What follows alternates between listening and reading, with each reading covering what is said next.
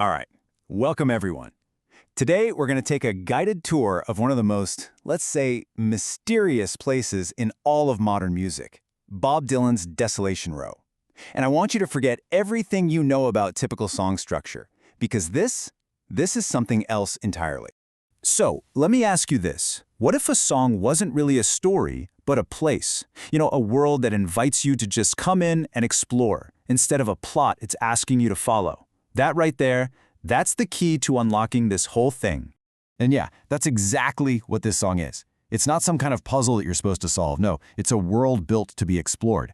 You find the meaning in the vibe, in the atmosphere of the place, not by trying to piece together some kind of traditional plot. There's actually a term for this. It's called a symbolic landscape. And this idea is going to be our foundation for this whole tour. See, Desolation Row isn't a real street on a map. It's more like a mental space, a zone where culture, politics, and history all just collide in this wild, chaotic, kind of dreamlike state. Okay, so for our first stop on the tour, let's take a look at the architecture of this place. How did Dylan build such a feeling of magnificent chaos?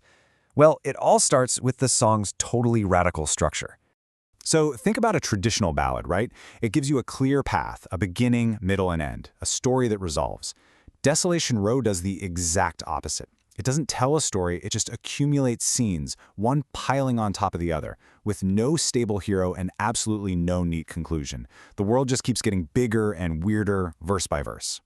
And here's the really brilliant part.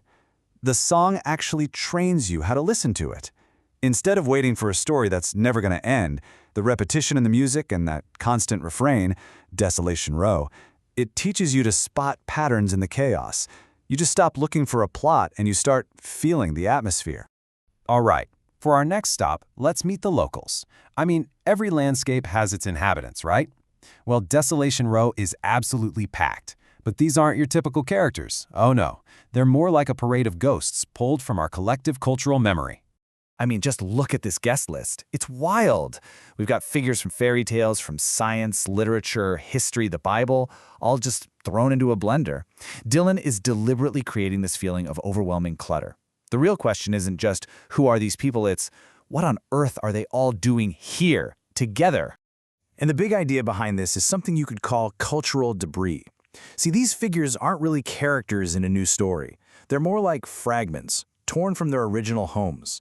Imagine statues from a ruined museum, just left to wander around in this new, totally disorderly place. And this is so important. On this street, status means absolutely nothing. Einstein is reduced to plain dress-up. Romeo? He's just another face in the crowd. Everybody's a performer here. Their historical importance is stripped away, and all that's left is the mask. Okay, so we've seen the chaotic layout and the crowded cast of characters. Now let's get into the nitty-gritty, the mechanics of it. How does Dylan actually deliberately engineer this feeling of profound disorder? Believe it or not, there are rules to this chaos. So here's the playbook, basically. First, accumulation. Dylan just keeps adding more and more images, creating this pressure by smashing them all together. Second, he completely flattens the hierarchy. Saints and circus freaks, they're on the exact same level. And third, the perspective is unstable.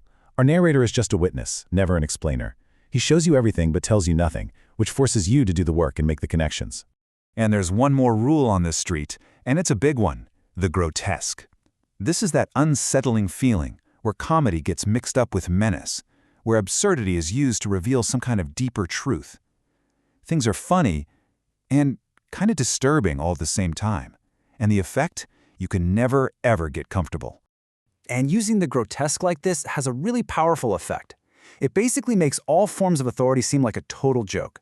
The police, the doctors, the smarty-pants intellectuals, they're all just part of the circus.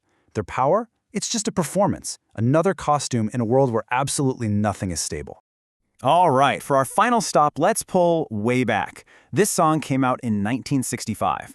So why are we still visiting this place today? What does this bizarre 60-year-old landscape have to say about our world right here, right now? Well, think about this parallel. Back in 1965, the song's insane overload of images was this radical artistic experiment. But today, that feeling of a million unrelated images and crises all sitting side by side, well, that's just our daily reality. It's literally the feeling of scrolling through your social media feed. And that is the core of its lasting power. This song isn't just some old relic, it's a diagnosis of a cultural condition that has only gotten more and more intense. It perfectly captures that feeling of being lost in a world that's just sending you way too many signals all at once.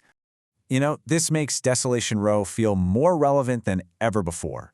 In an age of hot takes and 15-second clips, this is a song that demands and actually rewards patience. It's almost like an antidote to our fast media world, a place where we can practice a deeper, slower kind of attention. So I'll leave you with this final thought. When you look at our world today, the endless scrolls, the breaking news alerts, the constant symbolic warfare online, where spectacle and crisis are just endlessly recycled for our attention, does that landscape really feel so different from the one Dylan built all those years ago? Maybe, just maybe, we're all living on Desolation Row now.